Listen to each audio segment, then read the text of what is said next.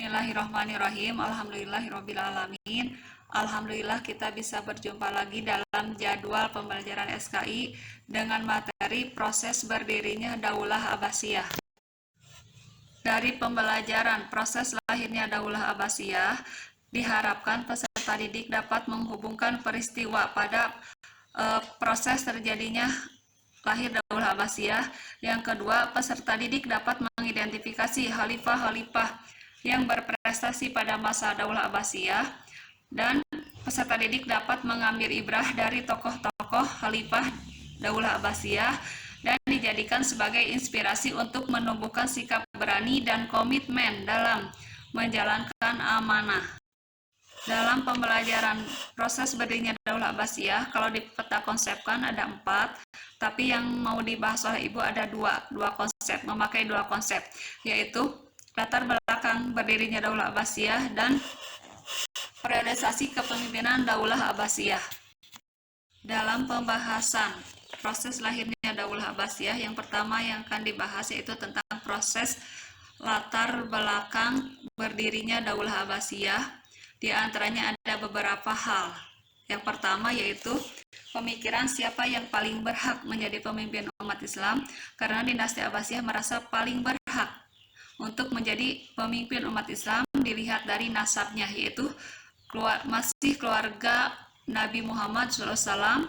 Yang kedua, Daulah Abbasiyah merasa kecewa terhadap pemimpinan Umayyah karena dilihat dari sejarah, Umayyah dan Abbasiyah merupakan rekan kerja.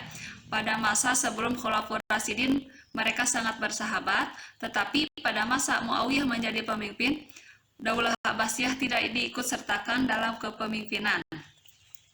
Yang ketiga yaitu diantaranya untuk dinasti Abbasiyah untuk merebut kekuasaan dari Umayyah, diantaranya dengan menetapkan 3 kota untuk pergerakannya, yaitu kota Kufah, Hasimiyah, dan kota Anbar.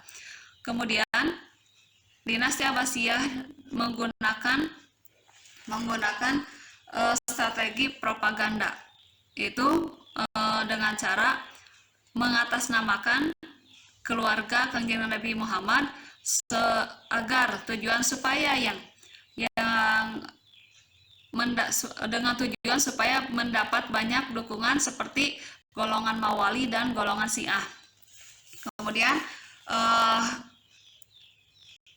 dengan adanya dari dukungan Mawali dan Syiah, yang akhirnya Daulah Abbasiyah bisa merebut kekuasaan dari Daulah Abbasiyah. Kemudian yang kedua, dengan cara penggalangan kekuatan militer dengan tujuan untuk merebut kekuasaan secara langsung dari Daulah Abbasiyah dengan bantuan Panglima Perang Abu Muslim Al-Khurasani dari daerah Khurasan. Beliau Abu Muslim Al-Khurasani sangat terkenal, sangat pemberani, sangat gigih dalam peperangan, bahkan beliau bisa mengantarkan Daulah Abbasiyah mencapai atau merebut kekuasaan dari Daulah Umayyah.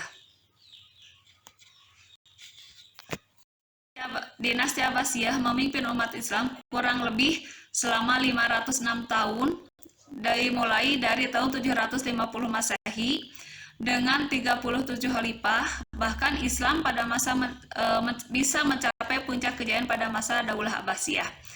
Dari 37 khalifah itu ada 4 khalifah yang terkenal, di antaranya Abu Abbas As-Saffah. Abu Abbas As-Saffah yaitu sebagai pendiri Daulah Abbasiyah, dan beliau menjadi khalifah yang pertama. Walaupun hanya waktu 4 tahun bisa mengantarkan Daulah Abbasiyah mencapai kejayaan. Yang kedua yaitu Abu Ja'far Al-Mansur. Abu Ja'far Al-Mansur memimpin Daulah Abbasiyah dimulai dari tahun 754 Masehi sampai 755 Masehi. Abu Ja'far Al-Mansur merupakan khalifah yang kedua pada masa dinasti Abbasiyah. Bahkan beliau juga sangat berjasa, yaitu dalam pembentukan pemerintahan pada dinasti Abbasiyah. Bahkan beliau menerapkan pembersihan untuk golongan kaum Muawiyah. Kemudian yang ketiga yaitu Muhammad Al-Mahdi. Muhammad Al-Mahdi memerintah dinasti Abbasiyah dimulai dari tahun 158 Hijriah sampai 169 Hijriah.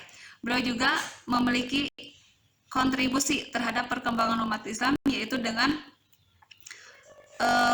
berhasil menata negara dinasti Abbasiyah sangat stabil dalam berbagai hal, bahkan bisa mencapai kemenangan-kemenangan dalam peperangan melawan Romawi. Yang keempat yaitu Harun ar-Rasyid. Harun ar-Rasyid memerintah pada masa dinasti Abbasiyah kurang lebih selama 23 tahun, yaitu dari tahun 170 Hijriah sampai 193 Hijriah.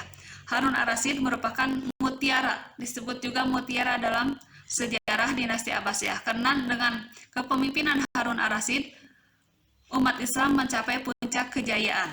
Puncak kejayaan bahkan dikenal dengan masa keemasan Islam atau the Golden Age of Islam, di mana kota Baghdad dijadikan pusat peradaban ilmu pengetahuan. Dari pusat peradaban tersebut banyak melahirkan tokoh-tokoh ilmuwan muslim yang terkenal.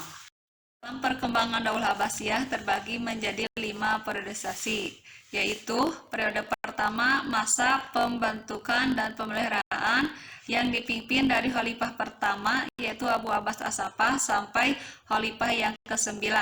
Disebut juga dengan pengaruh Persia pertama, sebab pada periode tersebut banyak berpengaruh yaitu orang-orang Persia, terutama keluarga Barmaks. Yang kedua atau periode kedua yaitu disebut juga periode Turki ke-1, sebab yang mendominasi pemerintahan yaitu tentara-tentara orang Turki yang dimulai dari Khalifah Al-Mutawakkil sampai Buwahiyah. Periode ketiga disebut juga pengaruh Persia kedua, sebab orang-orang Persia kembali mempengaruhi pemerintahan Daulah Abbasiyah. Yang keempat atau periode keempat disebut juga periode pengaruh dari Turki, sebab di pemerintahannya banyak yang melalui orang-orang Turki. Yang kelima atau periode kelima dimulai dari atau akhir dari Daulah Seljuk. Pada periode tersebut tidak ada pengaruh dari manapun, karena keadaan politik dan ekonominya dinasti Abbasiyah sudah mulai lemah.